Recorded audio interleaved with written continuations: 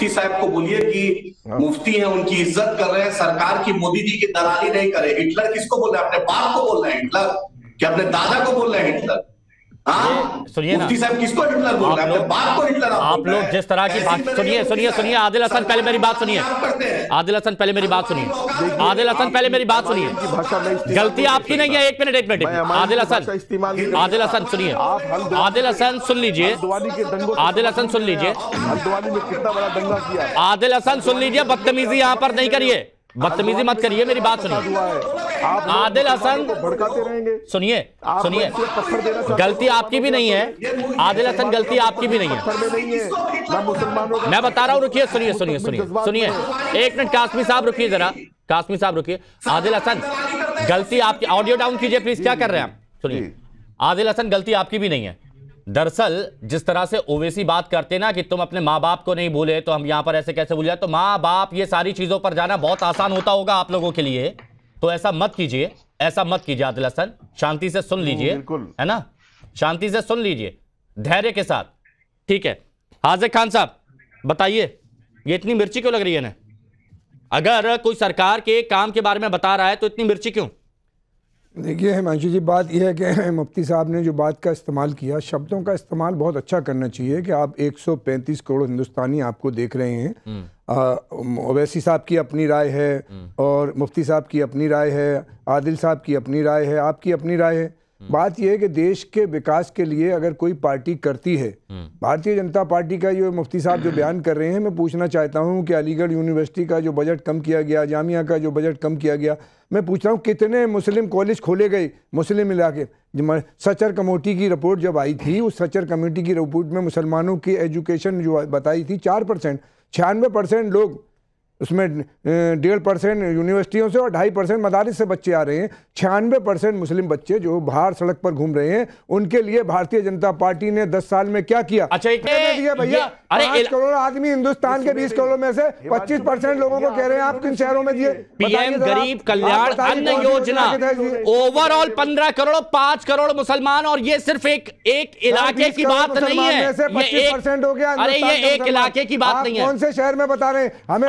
आप आईटीआई लगवाइए और बोलिए ना ये आंकड़े झूठे हैं सरकार से। आदिल हसन साहब पिछले 1 मिनट 10 साल से झूठी बोल रही है। आदिल हसन साहब 2 करोड़ जो हाजिर साहब मैं आ रहा हूं तब बोलिएगा प्लीज। 15 लाख रुपए हाजिर साहब मैं आ रहा हूं तब बोलिएगा। सरकार पे कुछ आदिल हसन साहब, ये आंकड़े, ये बातें जो योजनाओं के लिए की जा रही है, ये कभी मंच से क्यों नहीं कही ओवैसी साहब ने? सर आपने बताई, मोदी जी ने बताई। आपने अपना नाम बदलवा लिया, आपने अपना नाम बदलवा लिया। आदिल साहब से सवाल, एएमयू किशनगंज को 1 रुपया नहीं मिला, चैलेंज करते हैं। एएमयू का और जामिया का फंड कब वो चैलेंज करते हो? मोमा का स्कॉलरशिप बंद हो गया, चैलेंज करते हैं। आदिल साहब, ये गरीबों को जो मिल रहा है, युवाओं को मिल रहा है, ये कोई मायने नहीं रखता।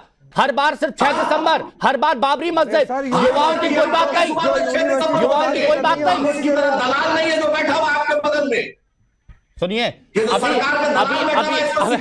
अभी शब्दों की बात कर रहे थे, अभी तू तड़ाक पर आ गए, अभी बाप पर आ गए, और अब यहां पर दलाल शब्द पर आ गए। अरे ये मुफ्ती वजाहत कासमी भी आप ही के कौम के हैं, आप ही के लोग हैं। सरकार का दलाल है ये, ऑन एयर बोल रहा हूं, सरकार का दलाल है ये बताइए, एआईएमआईएम में ट्रेनिंग दी जाती है क्या ऐसे शब्दों का इस्तेमाल करने की? एआईएमआईएम में ट्रेनिंग दी जाती है क्या ऐसे शब्दों का इस्तेमाल करने की? ये उंगली दिखाने की जरूरत नहीं है। ये गुंडागर्दी अलग चलेगी, यहां उंगली दिखाने की जरूरत नहीं है। आदिल हसन, कायदे में बात कर सकते हैं तो करिए, कायदे में बात कर सकते हैं तो करिए।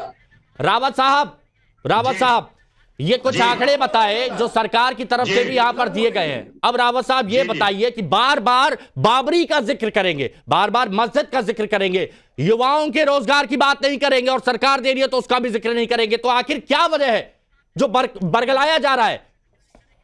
देखिए हिमांशु जी, असदुद्दीन ओवैसी एक जिन्ना बनना चाहते हैं, वो मुसलमानों के लिए जिन्ना बनना चाहते हैं। वो ये चाहते हैं कि मुसलमानों का मैं मसीहा बन जाऊं और मैं इस देश को तोड़ दूं, इसलिए उनको बात करने की तमीज नहीं है।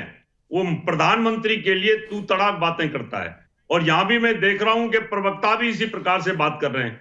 तमीज नहीं लोगों को, जैसे 6 दिसंबर को याद करने की बात करते हो, बाबरी को याद करते हो, तो मैं भी यह कहना चाहता हूं और गुजराती फिर देश को तोड़ देंगे। इस तरफ ले जा रहे हो मुल्क को आप। ये फिर से सीधे पीएम मोदी पलटेंगे आपका। अकबरुद्दीन को याद रखने की जरूरत है, जिसने ये कहा था कि जो भगवान राम का मंदिर और उनकी मां का चरित्र खराब था। और ये भी याद रखने की जरूरत है, मैं बताना चाहता हूं, उसने ये कहा था कि 15 मिनट के लिए फोर्स हटा दो, हिंदुस्तान में सारे हिंदुओं को कत्लेआम कर दूंगा। ये कौन सी भाषा का इस्तेमाल किया था? ऐसे आदमियों की जगह जेल में होनी चाहिए। हाजी खान, आपने कभी इनका विरोध किया? हम तो तुम्हारा भी विरोध कर रहे हैं, उनका भी विरोध करते। जो देश हित में बात नहीं करे, समझदार हो स्वामी जी, आपका भी विरोध करेंगे, उनका भी। जो देश हित की बात करे उसके राष्ट्रभक्ति, एक दूसरे पे नफरत फैलाना नहीं है। राष्ट्रभक्ति ये है देश के एक नागरिक से प्यार किया जाए। मुझे एक नागरिक की समस्या, मुगलों को आप भला भला कहते हो, 80% हिंदू थे भाई, थे हमारे। आदिल भाई, देश के सामने गलत। सुनिए हाजिर भाई, आदिल भाई एक एक करके आता हूं, रावत साहब प्लीज, मैं एक एक करके आता हूं, ठीक है? मेरे को हाजिर भाई ये बताइएगा कि आप क्या चाहते हैं कि जो आपकी युवा आवाम है, मैं आ रहा हूं आदिल भाई, थोड़ा सा वक्त दीजिए। आपकी जो युवा आवाम है, जो ये कह सकते हैं कि जो मुस्लिम भाई बहन है, जो अभी देश की तरक्की में अपना योगदान देंगे, उनको किस चीज पर ध्यान देना चाहिए? उन्हें शिक्षा पर ध्यान देना चाहिए, या फिर इन बातों पर जो यहां पर किया जा रहा है कि 6 दिसंबर याद रखो, मस्जिदों को आबाद रखो, ये सब करो, किस चीज पर ध्यान ज्यादा दिया जाना चाहिए? देखिए महोदय, बात यह है कि हमारे देश के नौजवान, चाहे हिंदू हो, मुसलमान हो, सिख हो, ईसाई, जो भी हैं, एजुकेशन हासिल करेंगे तो राष्ट्र को उन्नति होगी, राष्ट्र का विकास होगा। तो यही तो मैं कह रहा हूं, ये जो योजना चल रही है, सीखो कमाओ योजना, उस्ताद योजना, ये क्या है? तो वो अगर देश के लोगों के लिए कार्य कर रहे हैं तो वो एक अच्छी बात है। तो लेकिन ये बात युवाओं तक पहुंचाई गई, मुस्लिम युवाओं तक? ये बताइए। हमारा एरिया जब मंच पर आते हैं, आप जितना ये योजनाएं बता रहे हैं, जामिया मिल्लिया इस्लामिया से पढ़े लिखे लोग पूरे हिंदुस्तान में किसी जगह मुसलमान नहीं रहते, हमें वो योजनाएं वहाँ जामिया मिल्लिया इस्लामिया नजर नहीं आ रही, जिन योजनाओं का मतलब प्रचार कर रहे हैं। अभी आपने मान लिया ना, काम कर रहे हैं।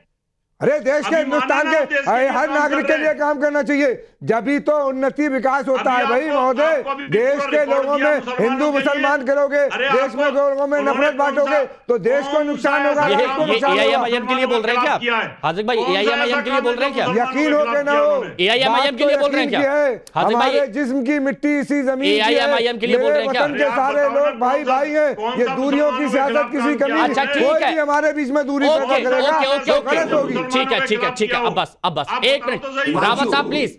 आदिल भाई बात रखिए। हाँ, मैं बोल रहा हूं, फजले हक खैराबादी से लेके टीपू सुल्तान से लेके हर भारत का मुसलमान इस देश को बचाने के लिए अपना जान देने के लिए तैयार है। हम सच्चाई बोल रहे हैं। हमें जो भी बात आपके सामने रखी है, एडीयू किशनगंज को 1 रुपया नहीं मिला, माइनॉरिटी का बजट कम हुआ, और इस मुफ्ती वजाहत कासमी को बोलिए कि दोबारा हिटलर नहीं बोले। ये इसने लाइव चैनल पे बोला, हिटलर बोले, अपने बाप को बोले। एक मिनट, ये फिर बदतमीजी। आदिल हसन, अगली बार जिंदगी में आप यहाँ पर बैठ नहीं पाएंगे। मेरी बात सुनिए, आप अगर दलाल बोलते तो क्या नहीं, ये दलाल किसको बोलते हैं? फिर आप किसको दलाल बोलते हैं? किसको दलाल बोलते हैं आप? मुझे ये बताइए, एक मिनट इनका ऑडियो डाउन कीजिए। मेरे को ये बताइए, जब आप बोलते हैं कि देश की जो सरकार है, उस सरकार को सबके विकास की बात करना चाहिए, और ये मैंने आपको आंकड़े बताए कि हिंदुओं को लाभ मिल रहा है तो मुसलमानों को भी लाभ मिल रहा है, ये सारे आंकड़े मैंने आपको बताए। मुझे बस ये बताइए, जब ओवैसी जाते हैं किसी मंच पर, मुसलमानों के अलावा किसी और मुद्दे पर बात की उन्होंने? हमेशा भड़काने के अलावा किसी और मुद्दे पर बात की? कभी उन्होंने सबकी बात की? इसको बोलिए वापस ले ले। पहले आप तमीज से बात कीजिए, वो कोई आपके नौकर नहीं है, है ना? तमीज से बात कीजिए। जो आप ओवैसी हिटलर कहा जा रहा है कि 10 लाख लोगों को मार दिया असदुद्दीन। उसने असदुद्दीन एजुकेशन पे इतना बड़ा काम किया है कि हिंदुस्तान के 543 एमपी में किसी ने नहीं किया। असदुद्दीन ओवैसी का क्या बड़ा काम है? एजुकेशन पे इतना बड़ा काम है। आप ऐसे आदमी के बारे में हिटलर से मुशाबहत कर रहे हैं, गलत बात। अच्छा, तो मतलब कोई किसी को दलाल कह सकता है, ये इजाजत है? हम उसको भी गलत कहेंगे। तो आपको वो नहीं दिखाना, हमने उसको भी आपको वो नहीं दिखाना। एक मिनट, सच्ची बात नहीं सुनने भाई। मैं सुनिए, ठीक है, आपको बहुत वक्त दिया। कासमी साहब क्यों इतना आग बबूला हो गए हैं भाई? आप भी ऐसे शब्दों का इस्तेमाल मत कीजिएगा। दिया ना, इनके फोड़े में हाथ लगा दिया, इसलिए भड़क रहे हैं। सच्चाई बात बोल दी। हिमांशु भाई, मैं अपनी बात कहूं? रावत साहब प्लीज, मैं अपनी बात कहूं? प्लीज। देखिए हिमांशु भाई, मैं किसी के बीच में नहीं बोला, तो प्लीज मेरी बात बोलिए बोलिए। इन्होंने बहुत कुछ कहा। हिमांशु भाई, आपने आंकड़े पेश किए और बहुत ऑथेंटिक आंकड़े हैं, और ये आरटीआई लगाकर गूगल पर सर्च करके सब जगह देखे जा सकते हैं। मैं सिर्फ इतनी सी बात बहुत संजीदगी से, ये मुझे गालियां दे कोई बात नहीं, मेरी मां बहन को गालियां दे, मुझे दलाल के कोई बात नहीं, मैं संजीदगी से एक बात ये पूछना चाहता हूं कि हम इस देश को हिंदू, मुस्लिम, सिख, ईसाई में कब तक बांटेंगे? हम एक राष्ट्र की और राष्ट्र की तरक्की की बात क्यों नहीं कर रहे हैं? अगर आज कोई प्रधानमंत्री अच्छा काम कर रहा है, कोई पार्टी अच्छा काम कर रही है, मैंने मान लिया वो आप विपक्ष में हो, आपका धर्म है विपक्ष निभाना, लेकिन क्या आप 100 के 100% ये कहेंगे कि सब कुछ गलत हो रहा है? आप हल्द्वानी के दंगे से सबक नहीं लेंगे? आप युवाओं को कब तक पत्थर देंगे कि इनका सर फोड़ दो? कब तक आप देश को आग में झोंकेंगे? कब तक हमारे नौजवानों को ये सबक देंगे कि हम सरकार के खिलाफ हैं, चाहे वो कांग्रेस की हो चाहे वो भाजपा की हो? तो मेरे भाई, देखिए, मैंने जो कहा, आप मेरे साथ चलिए, मैं अपनी जान हथेली पर रखकर चलता हूं हैदराबाद, मैं आपको सर्वे करा दूंगा। इन्होंने जो हालत हैदराबाद की बनाई हुई है, अल्लाह की कसम, फ्रूट की थैली से लेकर एक बिल्डर तक सबसे वसूली करते हैं, सबसे ठगी करते हैं। अच्छा। हजारों लोग मेरे पास हैदराबाद से आए हैं और हजारों लोगों ने मुझे एक मिनट और हाजिक भाई आपसे बात नहीं हो रही। हाजिक भाई देश की बात क्यों नहीं हो रही है? अभी आपसे बात नहीं हो रही। ये देश की बात करें। अच्छा, मुझे ये बताइए, आपको ओवैसी साहब दिख रहे हैं और सरकार की तरफ से जो 5 करोड़ मुस्लिमों को जो अलग अलग, अरे मेरे को क्या, आपको सरकार, आपको ये नहीं दिखता? यूनिवर्सिटी बंद कर दी, वो सब बेकार है, वो सब बेकार है इनकी नजर में। अरे वो सब बेकार है इनकी नजर में। आप कितने आंकड़े पेश कीजिए, इनको तो सरकार के खिलाफ मुसलमानों के नौजवानों को पत्थर देना है। अच्छा आदिल, ये मुस्लिम क्या हो रहा है? ये टीवी पर खत्म हो गए, टीचर रखे जा रहे हैं, एजुकेशन को खत्म किया जा रहा है। आप जिस देश में रहते हो, इस देश में 125 करोड़ लोग रहते हैं। ये बताइए ना, 125 करोड़ लोगों में से सारों को मिलना चाहिए, एजुकेशन सारों को, तो यही मैं बोल रहा हूँ। हाजिक भाई, आपके सवालों का जवाब ये है, ये आंकड़े आपके सामने, मैं आपको दे भी दूंगा। नहीं है तो मेरी बात सुनिए, नहीं है तो आप एक आरटीआई लगवाइएगा और सर्च करिएगा, रिसर्च करिएगा, तो शायद आपको पता पड़ेगा कि सभी को, जो बोलते हैं ना कि सबको एकजुट लेकर चलना है और फिर वो विकास करना है, तो शायद उस दिशा में काम हो रहा है। अच्छा, आदिल भाई की बात रह गई। आदिल हसन की बात, कितने स्कूल खुले मुस्लिम एरिया में, एजुकेशन पे आप बात कर रहे हो, अरे सुनिए ना, कितने हॉस्पिटल मुस्लिम एरिया में खुले, ये मुस्लिम भाई, आप पढ़े लिखे आदमी हो और आदिल हसन की बात रह गई, रुकिए ना, मुस्लिम कर रहे हो। कासमी साहब, अरे भाई, हाजिक भाई प्लीज देखो, मेरे को म्यूट करना पड़ेगा, थोड़ी देर रुक जाइए आप। हाजिक भाई म्यूट करना पड़ेगा। आदिल भाई बोलिए, आदिल भाई बोलिए। हिमांशु जी, पार्लियामेंट में बैरिस्टर असदुद्दीन ओवैसी साहब ने कहा कि मर्यादा पुरुषोत्तम राम की हम इज्जत करते हैं। अकबर ओवैसी साहब ने दाल दरवाजा के मंदिर को 5 करोड़ रुपया तेलंगाना सरकार से दिलाया।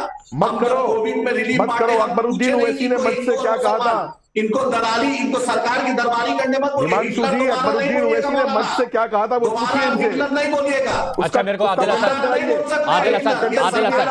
आप एक नेशनल टेलीविजन पर हैं, आदिल हसन 5 करोड़ रुपए लाल दरवाजा के मंदिर। आदिल हसन जो छोटे ओवैसी साहब हैं, एक मिनट, जो छोटे ओवैसी साहब हैं, उनकी बातें आपको अभी तक याद है? उसका कंडम कीजिए। हल्द्वानी में जो शूटर सेट किया गया उसकी बात नहीं बोले। नहीं, ऑडियो थोड़ा सा डाउन करिए, सवाल तो इनका पहुंचने दीजिए, सवाल इनका पहुंचने दीजिए। आदिल हसन, एक मिनट, आदिल हसन, मस्जिद में ही बनेगी वो मस्जिद, सरकार की दरबारी कर रहे हैं, टीवी चैनल पे बड़ा बड़ा बात कर रहे हैं। हाजिक भाई, एक मिनट, अभी आपकी आवाज नहीं जा रही, अभी आपकी आवाज नहीं जा रही, मैं आऊंगा तब आपकी आवाज आएगी। आदिल हसन साहब, छोटे ओवैसी साहब याद है किस तरह से बयानबाजी देते हैं? एकदम याद है ना, किस तरह से बयानबाजी वो करते हैं। कोर्ट ने वो फेक था, वो डॉक्टर था वो वीडियो। अच्छा, अच्छा जी, वीडियो था। अच्छा जी, अच्छा जी, अच्छा जी, आपको हर जगह यहाँ पर ये मिल जाता है कि किसी को भी कुछ भी बोलिए, आप किसी को दलाल बोल रहे हैं, आप अभी किसी को दलाल बोल रहे हैं, किसी को तू तड़ा करके बात कर रहे हैं। ये होता क्या है? आपके मंच से जब ओवैसी साहब जाते हैं मंच पर, तो उस मंच पर पूरे देश की बात क्यों नहीं होती है, सिर्फ मुस्लिमों की बात क्यों होती है? मुझे ये बता दीजिए। आप तो एकजुटता की बात करते हैं, देश की बात करते हैं। अरे सुनिए, पासवान का नेता हो सकता है, यादव, कुर्मी, मराठा का नेता हो सकता है, मुसलमानों की लीडरशिप में इतनी बेचैनी क्यों हो रही है? अरे आजादी के बाद हमारी स्थिति दलितों से बदतर हो गई। सच्चर कमीशन, रघुनाथ मिश्र कमीशन कह रहा है हमने तो इन्हीं को वोट दिया।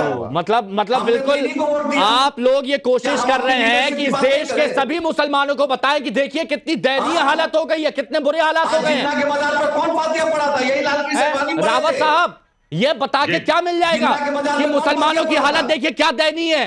अरे गौहर यूनिवर्सिटी किसने बनाई? आपकी आवाज नहीं आ रही, यहां से म्यूट करिए। सिर्फ रावत साहब की आवाज, सिर्फ रावत साहब की आवाज। हिमांशु जी, ऐसे करके इनकी नेतागिरी चमकेगी और ये मुसलमानों के मसीहा बनना शुरू होंगे, नेता बन जाएंगे। अभी छोटे से एरिया में थे हैदराबाद में, धीरे धीरे करके बिहार की तरफ चले गए, फिर कहीं बंगाल की तरफ जाएंगे। जो मुसलमान है उनको बस ठीक है, एक मिनट मेरे पास 30 सेकंड है, 30 सेकंड है। नहीं 30 सेकंड है, म्यूट करिए। आदिल हसन, नहीं हाजिर खान एक मिनट, हाजिर खान एक मिनट। मेरे को बस ये बताइए आदिल हसन साहब, बाबरी का रोना कब तक रोते रहेंगे? सुनिए, पूछिए जिन्ना के मजार पे। अरे बताइए ना, बार बार ये मुद्दा क्यों उठा रहे हैं? कोर्ट की आप इज्जत करते हैं, संविधान की इज्जत करते हैं, तो संविधान के हिसाब से चलिए ना, संविधान के हिसाब से चलिए।